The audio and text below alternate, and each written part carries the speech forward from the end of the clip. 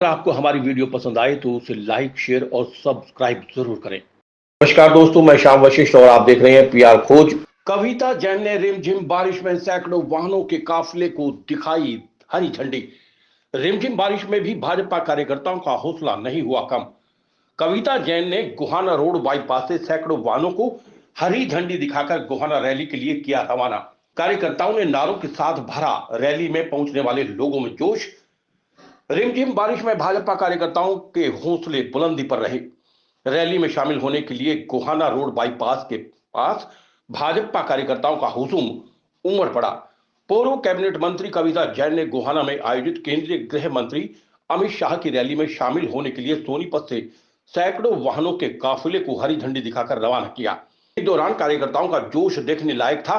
कार्यकर्ताओं ने देश के प्रधानमंत्री नरेंद्र मोदी और भारत मां की जयकारों से पूरे वातावरण में और जोश भर दिया।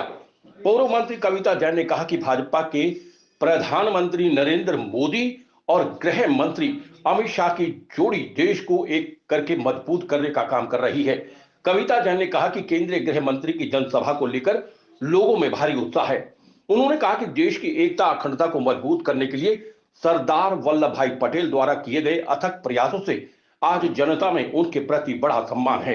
उसी प्रकार जम्मू कश्मीर से कन्याकुमारी तक एक भारत श्रेष्ठ भारत की विचारधारा को पूरा करते हुए धारा 370 को तोड़ने की रूपरेखा तैयार करने वाले केंद्रीय गृह मंत्री अमित शाह सोनीपत लोकसभा की जन उत्थान रैली को संबोधित करने गोहाना पहुंच रहे हैं। उन्होंने कहा कि 2024 में लगातार तीसरी केंद्र में भाजपा की सरकार बनेगी।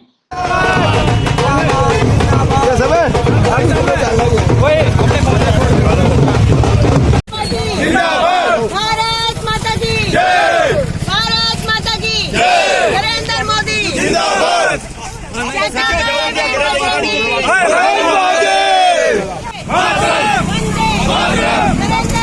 जिंदाबाद,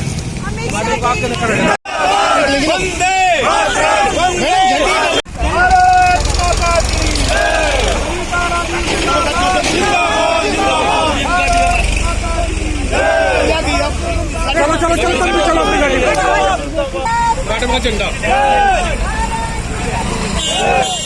नरेंद्र मोदी जिंदाबाद, नरेंद्र मोदी जिंदाबाद, भारतीय जनता पार्टी जिंदाबाद, भारतीय जनता पार्टी जिंदाबाद।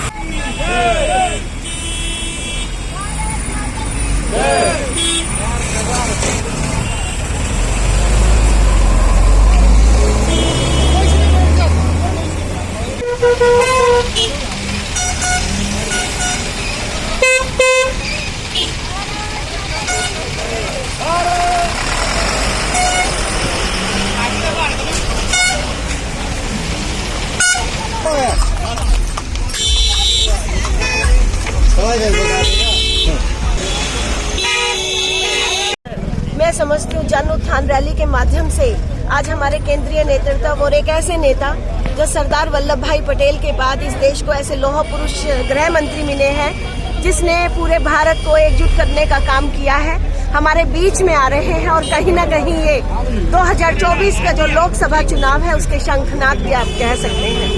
और मैं धन्यवाद देती हूँ केंद्रीय नेताओं का, नेतृत्व का, जिन्होंने सोनीपत की धरती को चुना 2024 के शंखनाद के लिए।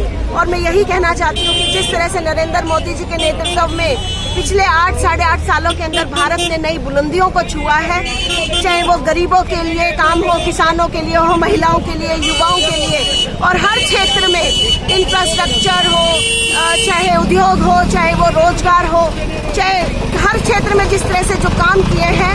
और सबसे बड़ी बात, भारत की जो पूरे विश्व के अंदर जो आज साख बनी है, भारत दुनिया का सिरमौर बनता हुआ नजर आ रहा है। और आज देश की जनता चाह रही है कि तीसरी बार भी नरेंद्र मोदी जैसा नेता मिले, भारतीय जनता पार्टी की सरकार बने, ताकि देश आने वाले समय के अंदर निश्चित रूप से विश्व गुरु बने और भारत को दुनिया रास्ता दिखाने का काम करेगा।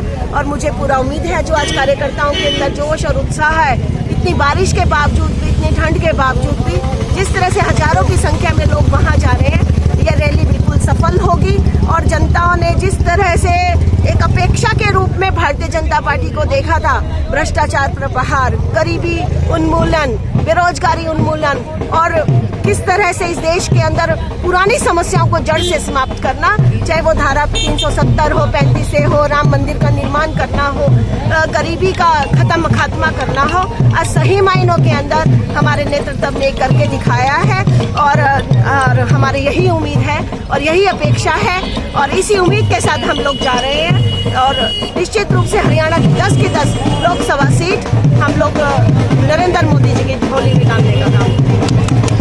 पीआर खोज के लिए रणबीर रोहिला के साथ श्याम वशिष्ठ।